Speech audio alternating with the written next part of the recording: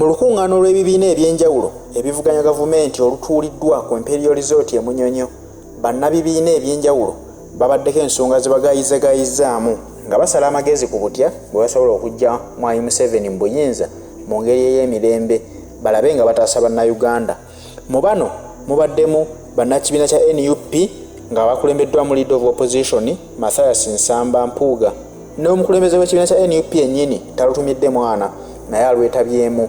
Ne mubeeramu Kano Dr. Kiza Besigye, ne mubeeramu Mugisha Muntu n'abebibiina abalala ab'enjawulo ababawerekeddeko nga baagala bateese ku nsonga ez'okununulamu eggwanga Uganda. Muno Robert Kyagulanyi Ssentamu okwogera kwe avuddeyo n'ategeeza bano banne nga bwe babadde batudde mu lukuŋŋaana luno nga bagamba nti nga Museveni akyali mu ntebe eno tewali kulaba ku kalulu k'amazima na bwenkanya mu ggwanga Uganda. Kitegeeza ki? Nti balina okukolera awamu ne basooka bajjawo ebyebibiina nti nze ndi wa FDC, nze ndi wa anti, nze ndi wa People's Government, byonna ne basooka ne babizza ku bbali ne basooka bakwatira awamu basooke basindiikiriza omusajja okulaba nti Uganda etegeka akalulu akanaabaamu amazima n'obwenkanya. That we have learned from the experiences of those that challenged Museveni before us and from our own experiences is that for as long as Museveni regime is in power, Uganda will never experience fair electoral processes or even uphold constitutional governance. Why? Because this regime sustained itself in power by denying its opponents fair political competition. Era bano wenyini wabategeereza nti ssemateeka ffe tulina okumwekyusiza nga so si Museveni. Kitegeeza nti bonna abasobodde okujja Museveni mu ntebe eno nga bagassa amaanyi agawamu bo bennyini baba beeronzemu gavumenti esobola okutuula n'emanya nti tulina okukyusa ssemateeka ono. Kino ekibadde kinyigiriza bannayuganda kijjibwemu ate kano akawaayiro kongerwemu lwa nsonga kagenda kuba kafevaringa bannayuganda bonna okutwaliza awamu. So singa kati bwe kiri nti obuwaayiro obumu obugasa bannayuganda bwaggyibwamu dda kyokka ate ne mwongerwamu obuyamba omuntu omu nga Museveni yekka mpozi ne famire ye. Bobi Wine ebyo abiganye tayagala kuddamu kubiwulira. N'abasaba nti bakole ekisoboka kyonna okulaba nga bayamba bannayuganda kuba bannayuganda kye bayayanira olwaleero ye Uganda etaliiko ali waggulu w'amateeka wabula nga buli muntu obe pulezidenti ng'okoze ekitajjansa olina okuvunaanibwa mu mateeka wabula singa kati bwe guyimiridde nti abali mu ludda oluvuganya gavumenti be baba bavunaanyizibwa bokka. Bw'oba oli mu gavumenti olwaleero bayiga n'enjogera egamba nti ffe tuli mu kintu kababeere abalamuzi batya okubagambako bavunaana kuba kimanyi nvunaana ntya gundi ng'ate alina akakwate ku pulezidenti. Robert Kyagulanyi Ssentamu bino byonna byategeezezza banne nti balwane nnyo balabe nga babimalawo Uganda esobole okubeera n'emirembe esobole okwenyumirizaamu buli munnayuganda yenna.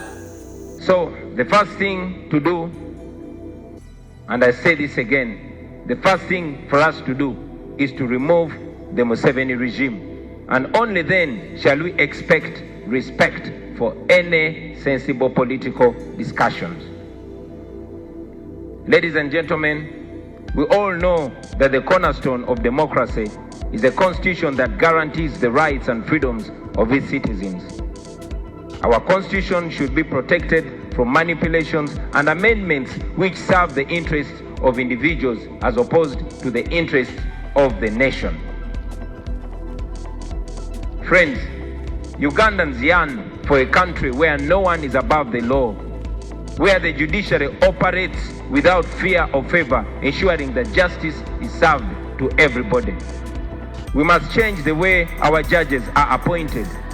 We must establish a system that can genuinely hold the executive responsible for its actions. Bano abategeezezza nti ebimu ku bibasinga okwetaaga bannamawulire okubeera independenti so singa kati bwe bali nti batambulira ku ntoli za Mwami Museveni nga bayinza okufuna eggulire lye bandyetaaza okukuba nga media houses zonna wabula ne bagaanibwa oddifulumya oba ne baweebwa ebiragiro nti lino likube mu ango bweti ne bweti ekitalingawo luli nga munnamawulire gw'omanya sitole oba olina okugikuba okusinziira bw'ogisase naye olwaleero sitole ezisinga obungi ze batayagala bo tebakukkiriza zizannya nti singa ogizannya gwe ng'omuntu oyinza okukafiiramu sira kindi media house gy'oba okolera eyinza okuggyibwa ku mpewo nti lwaki mwakubye sitole eno ne mutasooka kwebuuza ku bakulu mu gavumenti. Ono avumiridde nnyo akakiiko k'ebyokulonda akateetengeredde era n'agamba nti bo baagala ku mulembe ogwabwe singa banaaba bakutte mu kintu kino wabeerewo akakiiko k'ebyokulonda nga kali independent nga tekaliiko sayidi nti tukolera gundi nga baba bategese kalulu kawamu ebivudde mu kalulu ako bye birangirirwa so tebasooka kufuna masimu kuva wa muntu yenna nti langirira gundi oba gundi. Kyagulanyi Ssentamu ategeezezza banne nga bwe babadde bakuŋŋaanye mu lukuŋŋaana luno n'abagamba nti tuli wano si ku lwaffe tuli okulwa bannayuganda ababonaabona.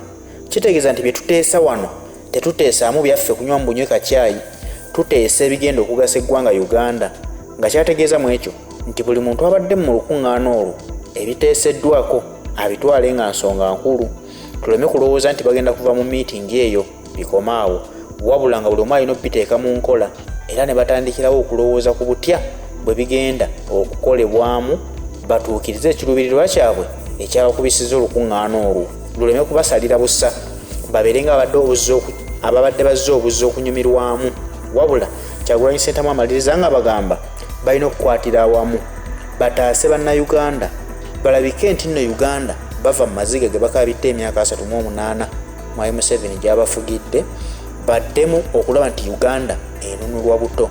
Omulundi gwe banaaba basazeewo okukyusa Uganda egenda kuba nga efunye independence so twawukane ku eno gye twafuna ey'ekiguumaaza.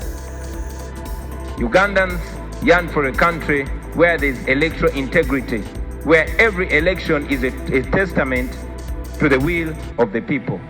A country where the voice of the people is respected and where their votes carry the weight of their hopes and their aspirations. We want a country where democracy thrives, where the media is free and is a conduit for the exchange of ideas, fostering a vibrant political discourse that enriches our nation.